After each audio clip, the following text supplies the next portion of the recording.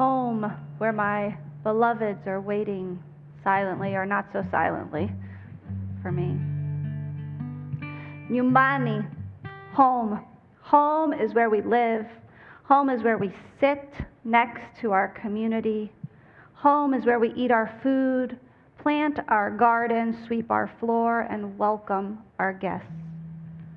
Home is where we belong, where we rest, where we tell our stories and drink our tea. Home is where we listen to our elders and gain wisdom from them. Home is where people know us and we know them. For some of us, home is in many places. Our home may start in one country and continue in another. We have work homes and medical homes and spiritual homes. And in each of these homes, we learn the culture of that home and the language of that home. When I was very young, I came to the beautiful land of Kenya, to the small village of Shughuli in Kakamega. Nilijifunza kupiga ugali na sukuma wiki, kufua nguo, kulima shamba. We learned to speak each other's languages, and we shared traditions. The elders and older brothers and sisters and siblings taught us how to be members of the community, to take care of each other, to live a life of values, to honor our ancestors and our community. Our Unitarian Universalist faith speaks to this universalism of divine connection, that all of us are part of the oneness of God, and all of us together are welcomed in the home of God. That we, ourselves, in this community, we are the home of God. When I was growing up in Shughuli, one of our older brothers, Brown Nangabo, taught us values using traditional stories. He would tell us these stories at night by the light of the lamp, his voice sometimes fast and sometimes slow, bringing in the feelings to the story to help us understand, and often giving us so much laughter. Until our sides hurt at these stories, and we didn't even realize we were learning. That's a really good teacher. Brown, my beloved brother, rests now in his eternal sleep, looking down and keeping us. And one of my favorite stories that Brown would share is the adventure of Mr. All of You, the tortoise, and how his shell became cracked. How many of you know this story? Mkono juu. I think I'm the only one here. Asante. Wacha, let me tell you my version of Brown's Mr. All of You story. It starts with a very plain tortoise named Bwana Tortoise. Bwana Tortoise had a smooth shell like other tortoises and lived where tortoises live and did what tortoises do. Who can tell me in 5 words what tortoises do? Mkono juu. Anyone? Yeah, I don't know. Eat, okay, yeah. Move really slowly, right? Yeah. Carry their home on their back. Yeah. Dig? They dig? Okay. See, I'm learning here. I really haven't studied the tortoise. So. Asante. Lakini, this Bwana Tortoise, he was different. Because although he was polite to the face of people, he was actually greedy and selfish, always considering how he could get more for himself.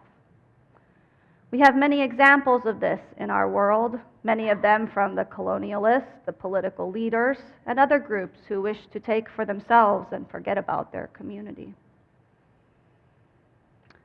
So one day, Io Bwana Tortoise learned of a great feast in the sky where the mighty birds were holding a feast for their loving family and were welcoming many to the feast, including Bwana Tortoise, even though Bwana Tortoise was a tortoise and couldn't fly.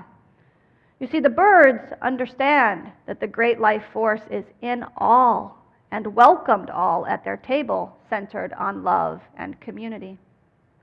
Lakini, Buona Tortoise, saw this as an opportunity to benefit himself.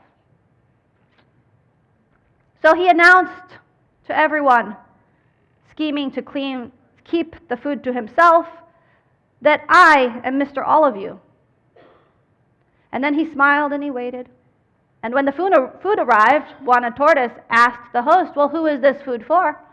And the host replied, of course, well, it is for all of you.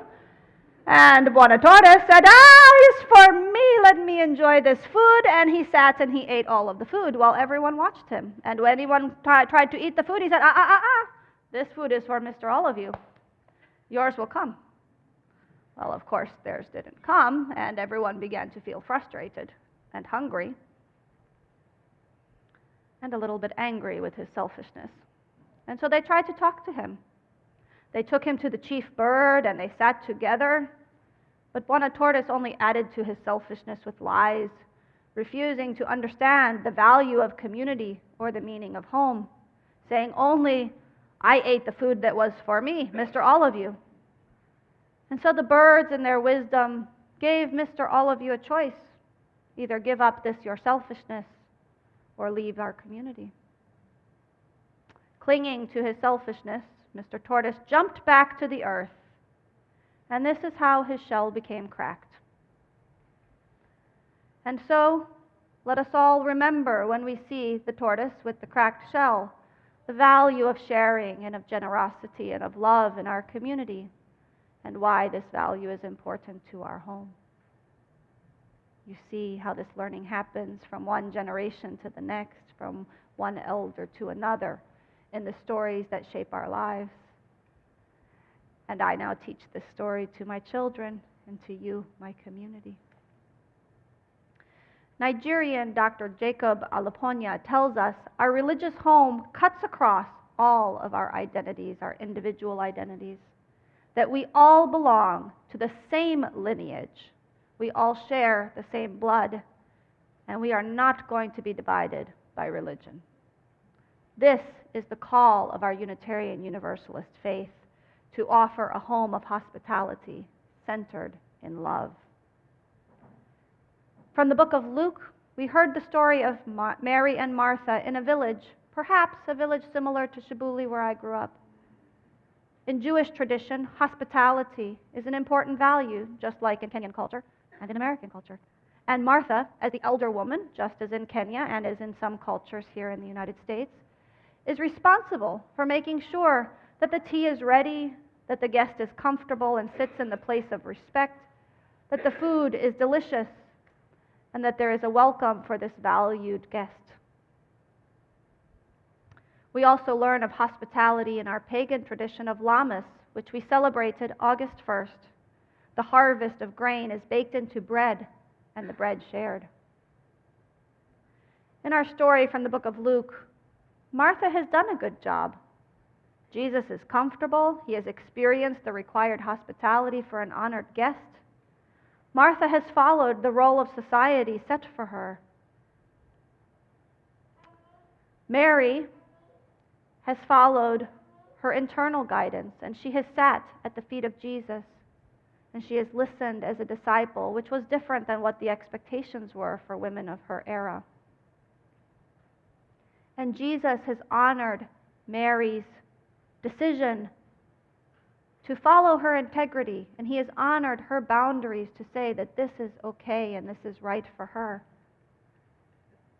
And Martha has forgotten her boundaries a little bit, her boundaries of what is her work and what is someone else's work. And it has led her into distraction. And Jesus reminds her that there is one thing that is important, and this is what Mary has chosen, and that is to follow her integrity. It is from that place of integrity that we can give that love to those within our family. It is in that place of integrity, when we honor our boundaries and the boundaries of others, that we keep the ants out of our house, as one of my younger friends described. Jesus affirms we are all valuable. We all have worth. We all have dignity. And we must honor and respect each other and our choices within our home.